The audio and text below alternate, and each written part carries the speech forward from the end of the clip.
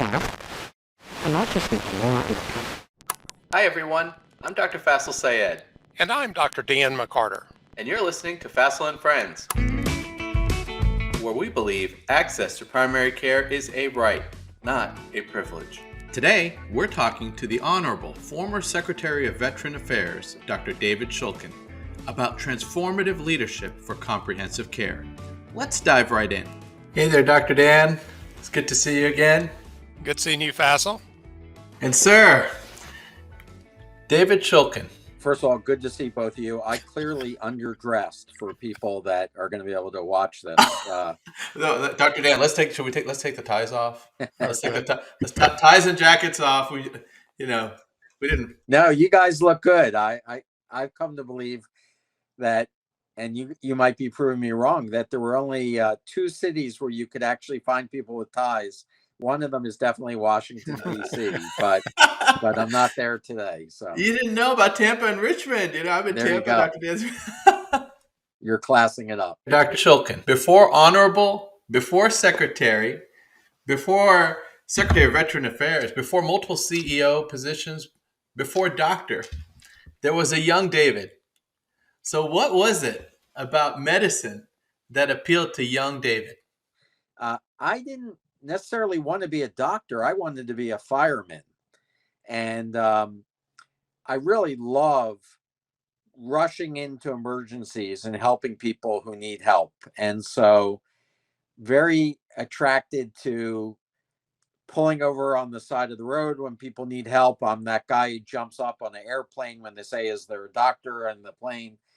And so I wanted to be a fireman, but my mother really didn't want me to be a fireman. She thought it was too dangerous. She wanted me to be a doctor, and she obviously won out in that argument. Wow.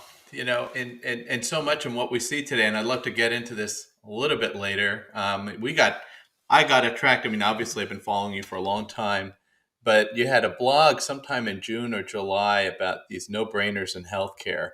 And one of the mentions, and I think it kind of speaks to your background about, what drew you to medicine.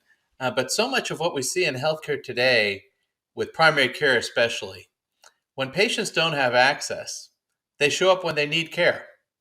But when they show up unscheduled, we view them as a burden.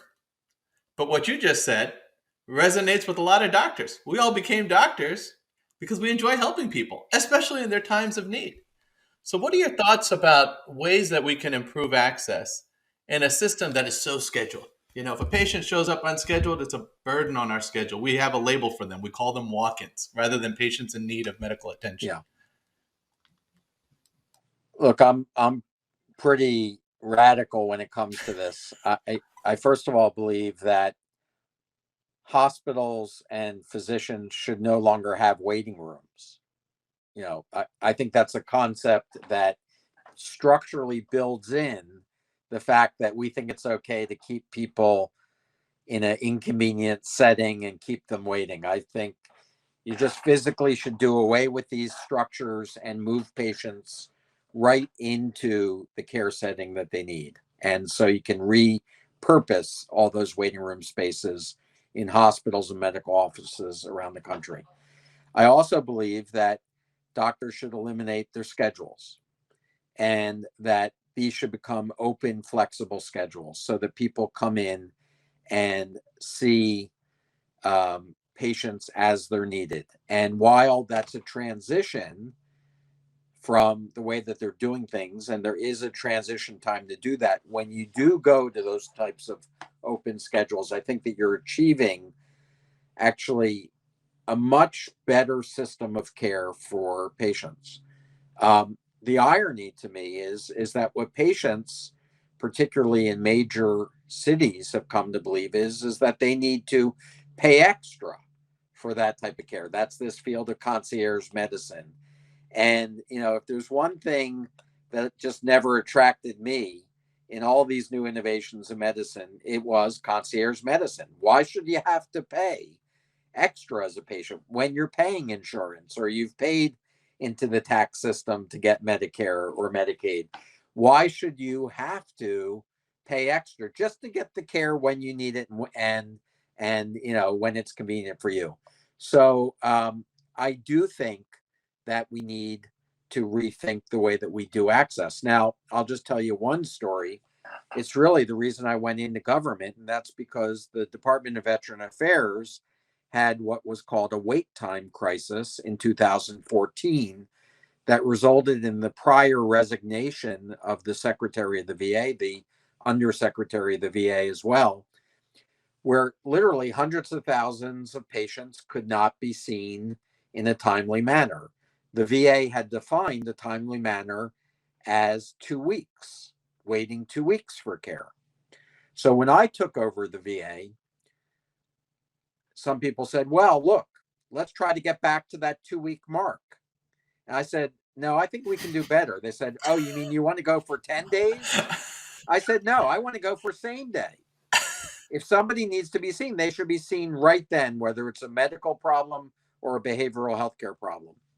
And by the end of 2016, I was able to tell President Obama that we had implemented same day appointments in every VA office, every VA medical center across the country, and that we were able to achieve that. And that's how I was able to know that the quote wait time crisis was over, because if a veteran needs to be seen, they can be seen that day if their medical issues require that in either behavioral health care or physical health care.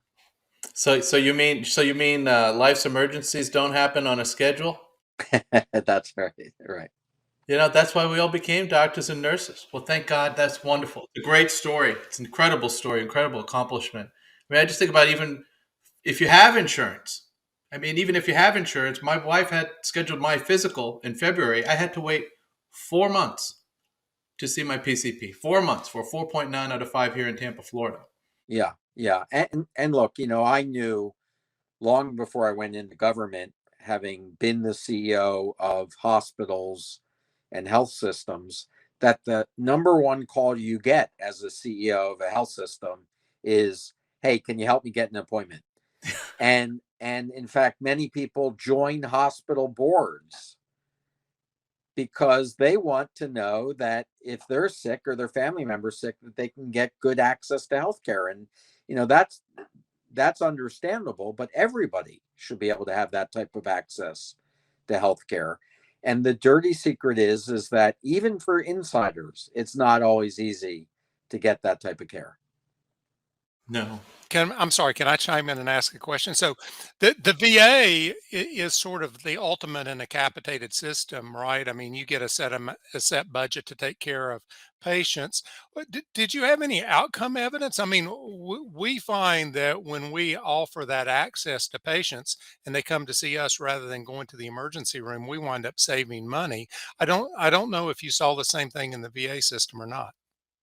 Well, I thought when the president called me and said, look, we need you to come and fix the VA, I said, well, sure. I've been doing this in the private sector. I'm going to go in there and I'm going to show them how to run a healthcare system and let me teach them a thing or two. It turned out to be exactly the opposite. I learned so much more in a system that was very mission oriented, that was free from the third party reimbursement rules. You could just really design the system for caring for the patient and trying to improve health and wellness. And so almost everything I now believe I've relearned by being part of either the private sector or the VA. And the interesting thing is that